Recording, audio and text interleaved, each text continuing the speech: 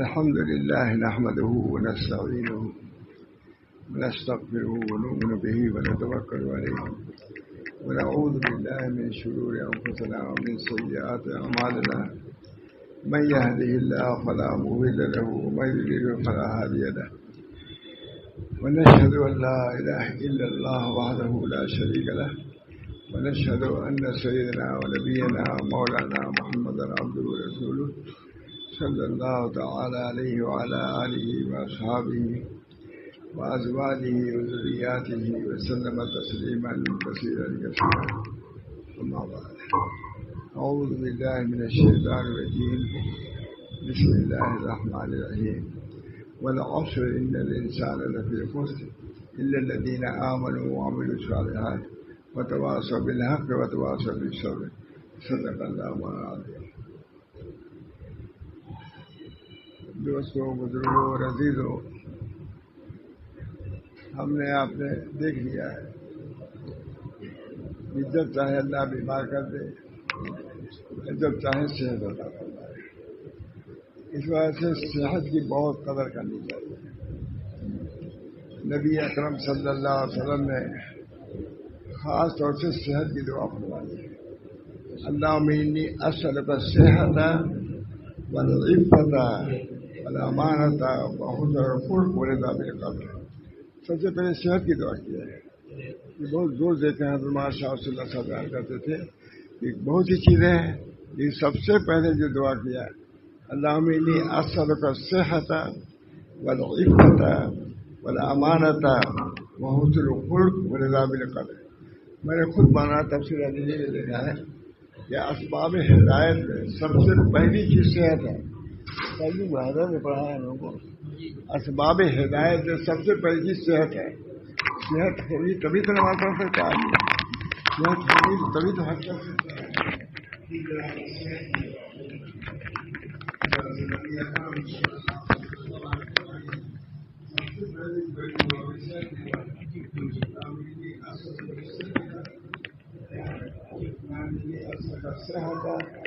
والعفۃ والامانۃ وحسن الخلق ورضا بالقدر. کہتے ہیں جامع دعا ہے مولانا. میں نے تو بہت پہلے یاد کیا ہے، یاد ہو بھی گئی اتنا پڑھتا. اللہم انی اسألک الصحۃ آپ لوگوں کو بھی یاد کرنا چاہیے. حضور صلی اللہ علیہ وسلم کی دعا ہے، اس سے بڑھ کے کس کی دعا ہو سکتی ہے؟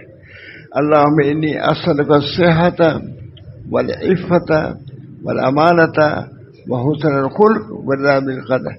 مولوی لوگ چاہیے کہ اس کے ساتھ تشریح بھی کر دیا کریں اپنے بات میں.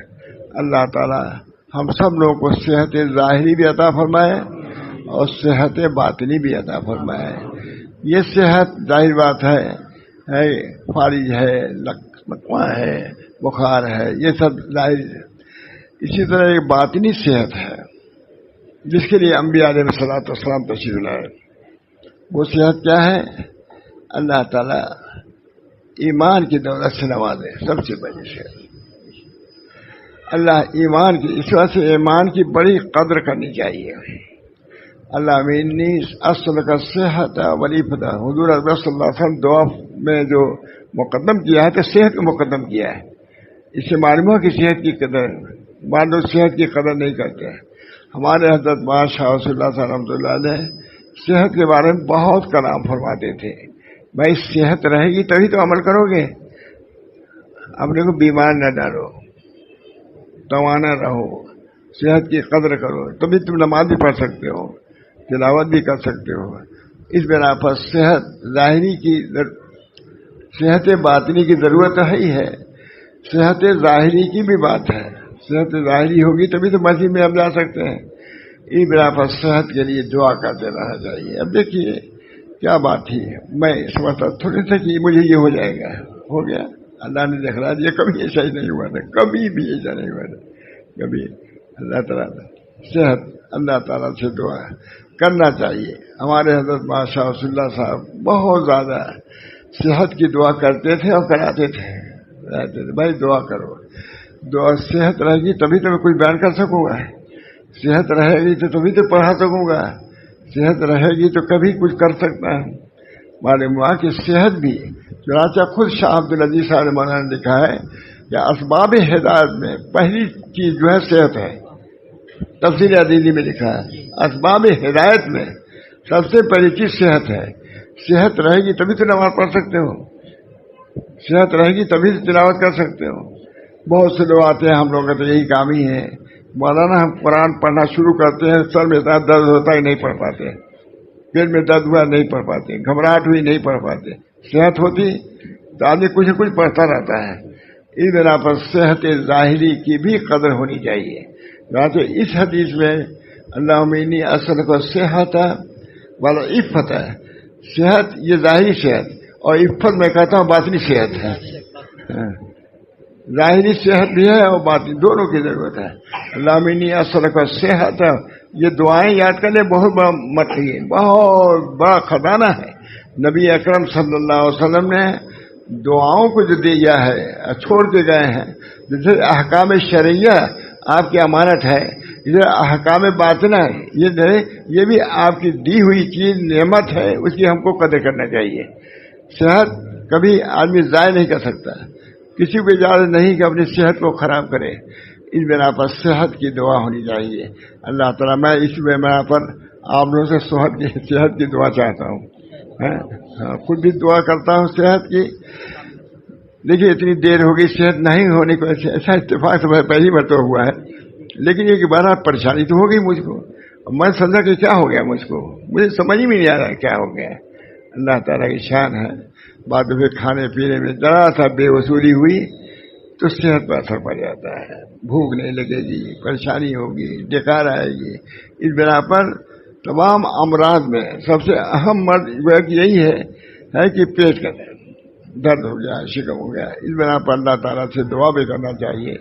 صحت ظاہری کے لیے بھی دعا کرنا چاہیے اور صحت باطنی کے لیے بھی دعا چاہیے. صحت ظاہری یہی ہے کہ آدمی کو بخار نہ ہو, آدمی کو پھوڑا پھوسی نہ ہو. اور باطنی صحت کیا ہے, اس کے اندر کفر نہ ہو. سب سے بڑا مرض کفر ہے, کفر اور شرک, اللہ اس کے قریب نہ لے جائے, کفر اور شرک. اس کے بعد کیا ہے, کبر ہے. کبر بھی بہت بڑا مرض ہے. کبر چاہے وہ اپنے نیک عمل پر ہو یا اپنے علم پر ہو یا اپنے مال پر ہو. ان للعلم طغیان کمال, صاحب مجموع بہار کہتے ہیں, اور حضرت ہمارے بہت سناتے تھے اس کو, اسی باتیں وہی سناتے تھے. ان للعلم طغیان کمال المال, علم للعلم طغیان کمال المال. علم کے لیے بھی طغیان ہوتا ہے, تو مال کے طغیان کو تو سب سمجھتا ہے کہ سرکشی نہیں آنی چاہیے, اور علم کے طغیان اس سے بڑھ کے ہے, اس سے تو اور بچنا چاہیے آپ کو. ان للعلم طغیان کمال المال, علم کے لیے طغیان ہے. اور ایسی ہمارے حضرت فرماتے تھے وہ قضا فی الحال, حال میں بھی طغیان ہوتا ہے. تھوڑی سی عبادت کیا, تھوڑا سا حال پیدا ہوا, سب سے بڑے بزرگ ہم ہی ہو گئے. یہ طریق کا طغیان ہے, سرکشی. جیسے مال کا طغیان ویسے ہی عزت آبرو, اسی طریقے سے صحت حال کا بھی طغیان. حال بہت سے حال میں آ کر کے لوگ گمراہی کی باتیں کرنے لگتے ہیں. تو بہرحال میں دوستوں بزرگوں, اللہ تعالیٰ نے دین بھیجا ہے, یہ معمولی دین نہیں ہے, یہ آخری دین ہے. اب اس کے بعد کوئی دین نہیں آئے گا. میں ظاہری اعمال کا پورا بیان کیا ہے. الیوم اکملت لکم دینکم واتممت علیکم نعمتی ورضیت لکم الاسلام دین. تو کوئی ڈنکے کی چوٹ کر رہے ہیں. الیوم اکملت تو پہلے نہیں کہا, یہودیت کو ختم کیا نہیں کہا, عیسائیت میں نہیں کہا, نبی اکرم صلی اللہ علیہ وسلم کے دین کو کہا ہے الیوم اکملت لکم دینکم واتممت علیکم نعمتی ورضیت لکم الاسلام دینا. تمہارے لیے ہم نے اسلام کو دین کو قبول کیا, پسند کیا ہے, اس میں تم کو بھی پسند کرنا چاہیے. ادھر مسلمان بھی اپنے عقائد کو درست کریں, ہے کہ مسلمان کے اندر ساری بہتری بدتری نہیں, ساری بہتری اسلام کے اندر ہے. انہیں اسلام کے ظاہری اعمال کو بھی سکھلائے, باطنی اعمال کو بھی سکھلائے. ظاہری اعمال اور باطنی اخلاق, اعمال کی بھی پوری تعلیم اعمال کی, اور اخلاق کی بھی پوری الیوم اکملت لکم دینکم واتممت علیکم نعمتی ورضیت لکم الاسلام دینا. دین ہمارے کیا ہے, پختہ نہیں, جامع ہے دین. ظاہر کے اعتبار سے کامل اور باطن کے اعتبار سے بھی کامل ہے. اس بنا پر دین کا کمال یہ ہے کہ ہم دونوں راستے اختیار کریں. دونوں جہت جو ہے یہ ہے کہ اپنے ظاہری اعمال کو بھی درست کریں اور باطنی اعمال کو بھی درست کریں. ہمارے اعمال میں کبر نہ ہونا چاہیے. یہ کیا ہے؟ یہ کبر مرض ہے. جیسے ظاہر کے ہے اسی طریقے سے طمع یہ مرض ہے. کہ جس طریقے سے ظاہری اعمال کو درست کرنے کی ضرورت ہے. ان للعلم تو ہے، یہ امام مجموع البحار لکھتے ہیں صاحب مجموع، ان للعلم طغیان کما للمال. کتنی عمدہ بات ہے. ہمارے حضرت سب انہیں سے سنا ہے. ماشاء اللہ صاحب کہتے ہیں دیکھو یہ ہے علم کے لیے طغیان ہوتا ہے کما مال میں کے اندر جیسے سرکشی اور طغیان ہوتا ہے، اسے علم کے اندر بھی برتری ایسی آتی ہے کہ کسی کو کچھ سمجھتا نہیں، ڈانٹ دیتا ہے، پٹکا دیتا ہے. نہیں، تم بھی اپنے اخلاق کو درست کرو. تم کو علم حاصل ہے تو تکبر کرنے کی اجازت نہیں ہے. علم کے لیے ہمارے حضرت آگے فرماتے ہیں وہ قضا فی الحال علم کے لیے طغیان ہے. اسی طریقے سے مال کے لیے طغیان مال کی ہے، علم کے لیے ہے. ایسی باطن میں اگر کوئی کیفیت پیدا ہوتی ہے تو سمجھتا ہم سے بڑھ کے کوئی بزرگ نہیں، سمجھتا ہے یہ طغیان ہے. اس وجہ سے باوجود باطنی دولت کے طغیان میں مبتلا ہے تو طغیان کی وجہ سے کہیں کوئی آدمی آگے نہیں بڑھ سکتا، کیونکہ طغیان اللہ تعالیٰ کو ناپسند، کبر منع. بہرحال اللہ تعالیٰ نے ہم سب کو دین اسلام دے کر کے نوازا ہے، دیا نہیں ہے، ہم کو نوازا ہے. اس کی ہم کو آپ کو قدر کرنی چاہیے. اس وجہ سے ہر مسلمان کی ذمہ ہے کہ اپنے ایمان کی کیا کہیں اس کے ایمان کی کرتا ہے تصدیق کرنا چاہیے اور اس کے مشق کرنا چاہیے اس کے، تاکہ ایمان ہمارا صحیح سارے نو میں کمائی وہ اس سے بہت دفعہ حضور اکبر صلی اللہ علیہ وسلم فرمایا ہے کہ اپنے دین کی تصدیق کے اس سے لے تم مکارم اخلاق کی تکمیل، ایمان کی تکمیل، اسی طرح جتنے احکام شرعیہ ہیں ان کی تکمیل ہونی چاہیے. آج تھوڑی سی کچھ مسئلہ جان لیا سمجھے کہ ہم سب کچھ ہو گئے، نہیں بہت کچھ باقی ہے. ان للعلم دیکھیے کیا ہے ہمارے یہی کہنا چاہتا ہے، رک گیا تھا. صاحب مجموع البحار نے تو یہ کہا کہ علم للمال کمال المال، اور حضرت ہمارے فرماتے تھے کہ وہ للحال طغیان، حال کے اندر بھی طغیان، باطنی دولت ہے لیکن اس کے اندر طغیان ہے. ایک تو مال کا طغیان سرکشی، ایک علم کے صورت معلوم ہے کہ علم کے اندر بھی سرکشی ہوتی ہے. علم تو وہی ہے جو آدمی کو دبائے، اسے اخلاق کو پست کرے اور لوگوں کے سامنے تواضع انکسار، اگر یہ ہے تو علمی طغیان میں موجود ہے. اور دوسری چیز ہے قضا فی الحال. یہ حضرت یہاں اور نہیں لکھا، مجموع البحار نے بھی نہیں لکھا. حضرت فرمایا کہ اقول میں کہتا ہوں کہ جس طریقے سے مال کے اندر طغیان اور سرکشی ہوتی ہے اسی طریقے سے علم کے اندر ہوتی ہے. ادھر حال جو بزرگوں کو حاصل ہوتا ہے، تھوڑا سا حال آ گیا سب کو سمجھا بیوقوف سمجھنے لگا، یہ کچھ نہیں سمجھنا، نئی بات ہے نہیں. بہت اس میں شد و مت سے پیار کرتے تھے چونکہ وہ باطن کے مسئلے تھے، باطن کے مسئلے تھے، صرف مال اور علم کی نہیں بلکہ قلب کے روح کے طبیب تھے. اس بنا پر بہت ہم کیا بتائیں، ہم لوگ تو کچھ جانتے ہی ہوں گے کہ وہاں رہنے کے بعد کیسا ہے. ایک دفعہ کہا ایک عالم کی بات آئی تو انہوں نے کہا آپ جانتے ہوں گے، کہا کہ حضرت وہ اپنے علم کا بہت زیادہ غرہ رکھتے ہیں، ان کے جیسا تو میں بیان کر دوں. تو وہ تو کہے تھے اپنی تعریف کے لیے، حضرت نے پکڑ لیا تمہارے اندر خود طغیان معلوم ہوتا ہے، تم نے کیسے ہی بات کہی. یعنی شیخ کے سامنے یہ کہنا کہ ان کی کیا حیثیت ہے، مجھ سے آگے مناظرہ کر لیں. تو ہم لوگ سمجھے بڑی عمدہ بات کہی کہ حضرت نے ان پر زبردست مواخذہ کیا کہ تمہارے زبان سے کیسے نکلا کہ ہم مقابلہ کریں گے. معلوم ہوا کہ یہ دین تواضع کا نام ہے، انکسار کا نام ہے. اللہم اسألک علما نافعا. کہتے ہیں نبی اکرم صلی اللہ علیہ وسلم کیا کرتے ہیں، اللہ تعالیٰ ہم عاجز ہیں، العجز فخری ہے نا، العجز فخری، عاجزی میں لے فخر، طغیان نہیں، کبر فخر کی بات نہیں ہے. تم تکبر کرنے لگو مال پر، تو یہ تکبر کیا ہے، یہ کوئی اچھی چیز نہیں ہے. کتنی ہی علم ہو اتنی تواضع ہونی چاہیے. اس بنا پر یہ طریق اللہ تعالیٰ کا بھیجا ہوا ہے اور آخری طریق ہے. یہ دین آخری ہے، یہ مرکب ہے ظاہر و باطن سے. ظاہری اعمال بھی اس کے مکمل، الیوم اکملت لکم دینکم واتممت علیکم نعمتی ورضیت لکم الاسلام دینا. الیوم اکملت لکم اعلان کر دیا حضور صلی اللہ علیہ وسلم نے. تو اکمل کو دینکم کا مطلب خالی نماز کو مکمل نہیں کیا بلکہ باطنی جتنی چیزیں اس کو بھی مکمل کر دیا. اب کسی کی ضرورت نہیں ہے کہ حضور اکبر صلی اللہ علیہ وسلم کی باطنی تربیت کو پر کوئی حرف رکھ سکے. اس وجہ سے ابو بکر صدیق کی تربیت کیا، حضرت عمر کی تربیت کیا. عمر تمہارے لیے مناسب نہیں تھا، ابو بکر تم کو یہ مناسب تھا نہیں، آخر تک کہتے رہے، کبھی چھوڑا نہیں ان حضرات کو بھی. اس بنا پر اصلاح و تربیت بہت بڑی. ہما شما کا کیا ہے مولوی صاحب، کیا ہے؟ تکبر میں مبتلا ہے، حسد میں مبتلا ہے، خود بینی میں مبتلا ہے. یہ مرض، یہ بیماری کیا ہے؟ یہ روگ ہے. اس روگ سے زیادہ بڑا روگ ہے. اس بنا پر اس روگ کا نتیجہ 2 گز نیچے چلے جاؤ گے، بس قبر میں چلے جاؤ گے، یہی تو ہوگا. اور اس روگ کا نتیجہ جہنم کے نیچے طبقے میں چلے جاؤ گے. دین جو ہے اللہ تعالیٰ کا ہے. دین میں تواضع ہے، دین میں انکسار ہے. جب جھکو گے، جتنا جھکو گے، دنیا میں تو یہ ہے جتنا تکبر کے بعد آدمی کرتا ہے اتنا لوگ اچھا سمجھتے ہیں، لیکن اس دین میں تکبر کا کوئی نام نہیں ہے، بڑائی کا نام نہیں ہے.